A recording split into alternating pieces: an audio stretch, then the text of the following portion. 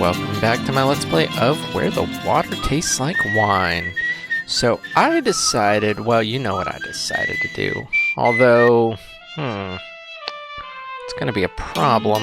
It's gonna be a problem I didn't think about.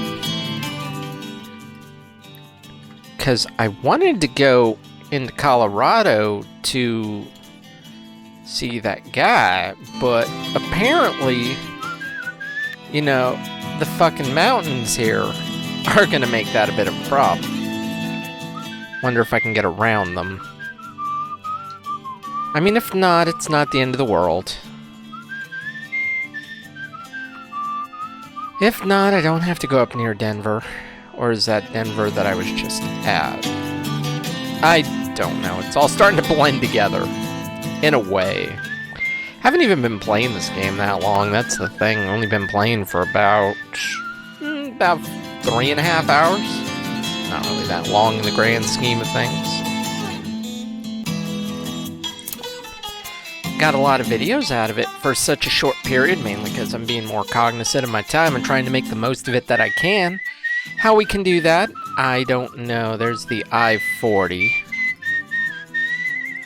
Okay, I'll see if there's a way to cross back. Because, yeah, there's the fucking Colorado mountains, so can't really do anything with that.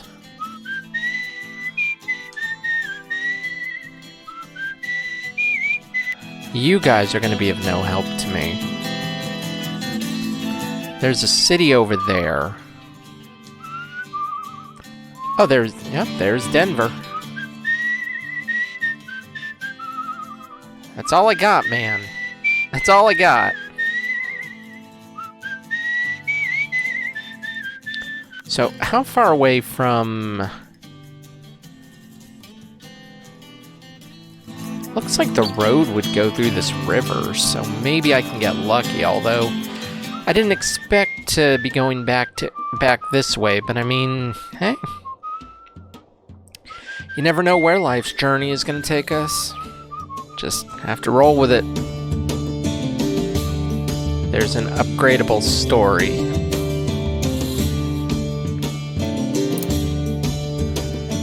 Farmer's loitering besides a couple of crates of berries, idly watching the clouds go by, waiting for the pickup, he says, trying to make small talk. Hey, you want to hear a wild story? Starts telling you about the apple orchard planter who planted 10,000 trees. It takes a couple of minutes, but suddenly you recognize it about John Chapman, his orchard, and his dog. Whoever told it to the farmer changed, well, a lot, but it's still pretty good. Oh, I can't remember. I think I've known it for a few years since I was a boy, for sure. That can't be right. I'll leave him with it. You thinking for his story, mosey down the road. Keep cool, friend, he calls after you. So now it's a guy who planted 10,000 trees. Sure, why wouldn't we? I'm still in good shape. Jagged sandstone why not above the lip of a hollow basin in the rock. The crowd has gathered in the foothills. Their excited whispers wash over you. Why? What exactly are we all gathered about? Crops. You can almost pick out fragments of conversations. The voices around you are heightened by the surrounding stones. An argument hissed from behind clenched teeth. So just a bunch of people just hanging about, loitering at the mountain, just lollygag. Cry sounds like a shriek. Beneath these, hey, that sounds like every day at work. Voices, ones that belong to the earth. The rocks preserve them. A woman steps forward. Crowd parts for her. She opens her mouth and begins to sing. So just random people of singing and music and I don't know what. Resonates in the basin, and the mountains join her in a reverberating round. Even after she finishes, the soft strains of music linger. Sure. Music echoing off the red rocks. Stunning skyline isn't the only beauty gracing this mountain city. There's long rows of glinting greenhouses too. Yep, I think why not? You wander the streets of the city looking for a way to make some cash. A tiny woman in a lush fur coat is standing outside a boutique lamp store with a package nearly as tall as she is. "You there," she calls. "Can you lift this?" "It's huge and unwieldy, but light as anything. Carry it down to my house and we'll work something out," the woman declares. You heft the package and follow her. She begins a rambling story about her living room, her interior decorating, her husband's taste in rugs. Fascinating. You follow by the sound of her voice. The lamp box is so large you can't see a thing. Eventually exclaims, "Here we are." You lay the box down in the living room. It's nowhere near as luxurious as she made it sound. A card table, a ratty couch, and a wall tapestry done in a grotesque imitation medieval style. "This will really tie the room together," she exclaims. At least she tips you. So, Santa Fe, Boise, Idaho, none of the places I want to go. So, what about... Oh, there's no... No, there's a guy, right?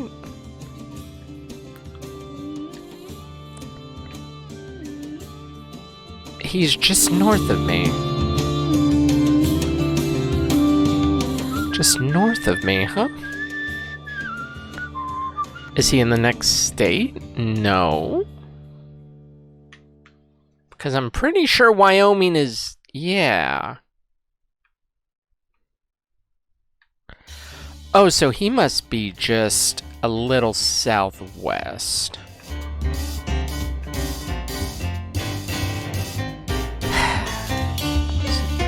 Oh, this has to be... Yep, that's southwest, all right. Been a while since I had a cough like that there.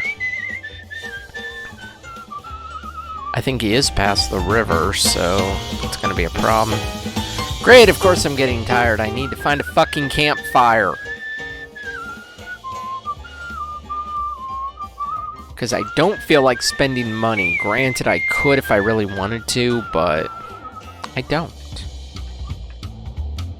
Yeah, that's south, so...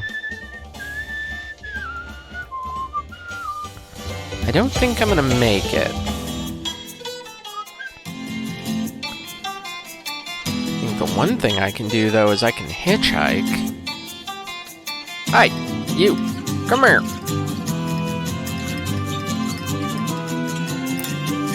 Yeah, it's like, come here, you. I do like how the music changes based upon the region of the country I'm in. That's actually really cool. That's a nice touch. They could have just kept it uniform, but they did not. I don't even remember when this game came out. I know it's been out for quite some time. I know that much. How much time? That I couldn't tell you. Well, thank you. I guess you at least took me to the fucking state line.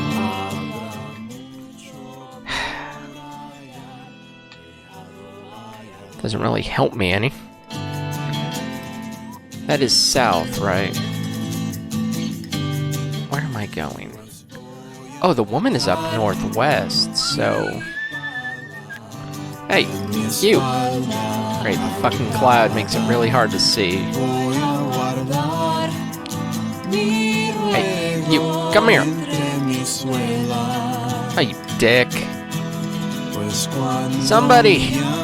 Help! Help! Anybody? Hello?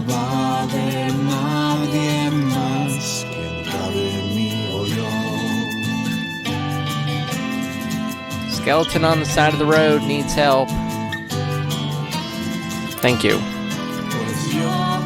I always depend on the kindness of strangers. What's wrong with it? My god, I have done nothing in this episode. Well, at least this guy is getting me to,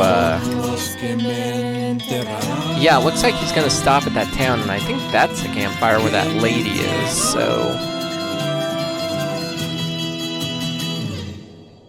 And there's a couple of things going on here, so that does help. Salt Lake City, neat. An excitable man in dirty suspenders waves you over to a cave. I don't like the sound of this. Partner, do me a favor. Howdy, partner. Can you, inspect that cave there? No. Got 2 bits with your name on them. I don't want to. The cave interior is nice and cool. There's a whole bear hide treated and tanned, lying on the ground. It'd be a good spot to rest for a time, if not for the human skeleton. That might, yeah. Back of the skull has a hole about the size of a quarter. You find a slip of journal paper inside the mouth. Normal bones. What? Explored the respectable prospector and touched nor seen much. Merely stumbled upon during honest business. This is so weird. The man jumps out of his suspenders when he notices your return. Friend! Oh, gave me an awful scare. Making me think you got lost in there. Probably not. Hey, you see those bones? Yeah, I've seen the bones. It's pretty fucking hard to miss them. The man cups your hands and screams in rapture. My sly friend, you didn't tell me you're a detective. I'd have never deduced that in a million years. Lord in heaven, I'm blessed. Blessed! Did you give me money? Back, you feel something inside. You never your would have hands. deduced bears in a cave. Oh, it's a shiny silver coin. Great. Nice. Huh? Yeah, no, you're not suspicious at all.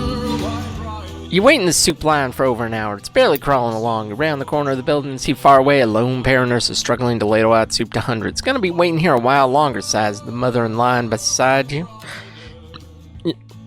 You and her get talking. After a while, the topic drifts into a strange place, and she starts telling you about the thunderbirds who bring storms. You recognize it as the story about the storm generated by the gigantic bird, but way more outrageous than your version. You tell her your version. That's not as exciting, she says diplomatically. I mean, it sure sounds realer than what I heard, but I think Toby likes mine best. She bounces her child encouragingly on her hip, but Toby's too hungry to smile. So, more than one Thunderbird. Okay. Yeah, not taking the train back, because that would just take me the way I came, and I don't really need that. I'm gonna go meet up with the lady over at the campsite. Well, hello again. It started around the time we would harvest corn.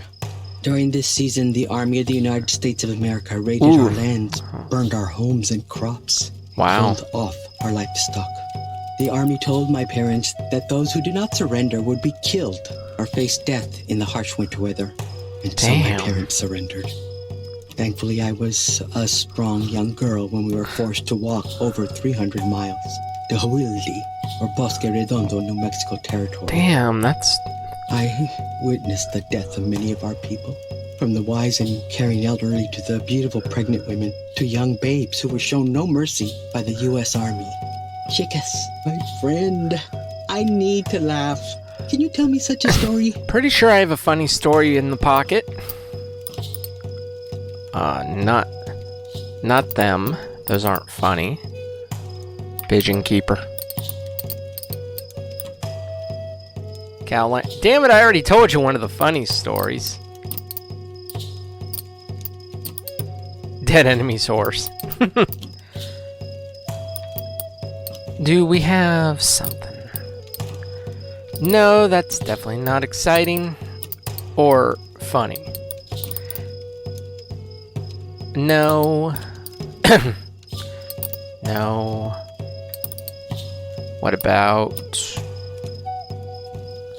Mischievous ghosts are pretty funny. Thank you. That one made me smile. You told it well. Well, good. Bondage. A long walk tested our strength as people. Along the way, we lost faith in the Bilocanas who signed treaties with us and promised their version of peace. Yeah, their version. Little did we know, peace actually meant being forced to live and die on land that was as The foreign to reservations. us as it was to them. Chicas, my friend, can you tell me a story that brings strength to those who hear it? I don't know, can I? Well, let's find out. Yeah, I think Quinn's adventures are focusing on the hopeful parts. Yeah. That was a good story.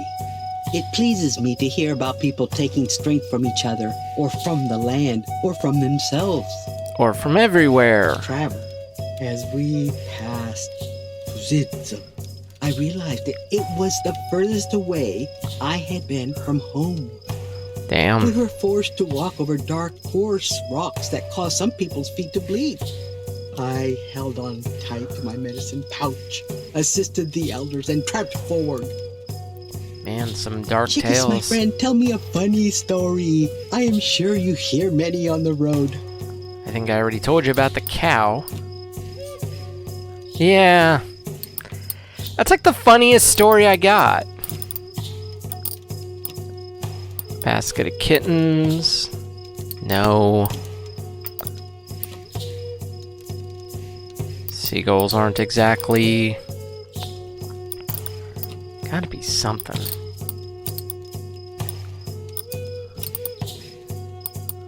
That's definitely not a funny story.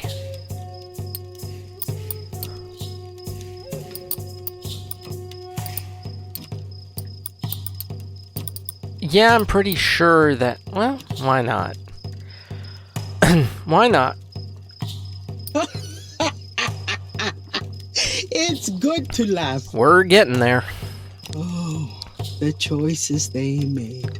It was grieving to see the humanity in some of the soldiers slowly being drained and crippled. To this day, it surprises me the lengths one is willing to go to ensure the wicked ways of this invasive, demanding... This has been the most real story so Yes, far. my friend, I need to laugh. Can you tell me such a story? This has been the most real and darkest story so far. Yeah, sure. Yeah. his story of loss, focusing on That funny one parts. made me smile. You told it well. Damn. Our people saw so much death and savagery done to them by the hands of the Bilacanas. It changes a person, a tribe, and even a land. But the hope of returning home kept us going. But you're not going to. Chickas, my friend, tell me a funny story. I am sure you hear many on the road.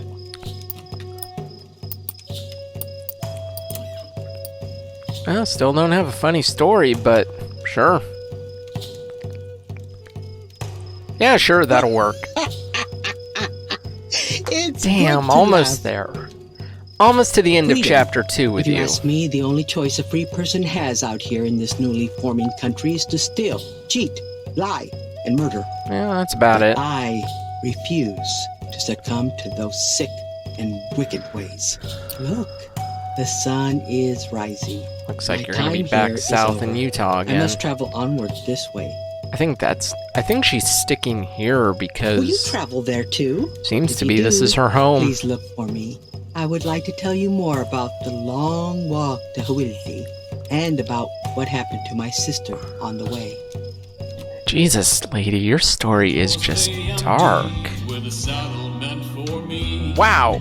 Yeah, no, that was a combination of nothing, and that's the long night at the campfire certainly eating up the time, but I think I'm gonna go get this upgraded story. Getting as many upgraded as I can does help. These fellows lounge in front of a half-finished office building, taking their lunch break. Hey! One calls waving you down. Rick was telling us a story. Listen, okay? And you tell us if it's bullshit or not. Rick, a credulous seemingly fellow, starts telling you a story about the ghost who murdered the Cincinnati Symphony Orchestra. You realize it's the story of the mischievous ghosts of Cincinnati Music Hall, but it's changed in a few major ways, so it's definitely part bullshit, right? But also a little real. Half the group groans, how the hell is that supposed to be a real story? Exclaims the man who waved you down. Y'all the most gullible pieces of shit I ever met. Other half of the group, vindicated, shares a bottle of pop with you.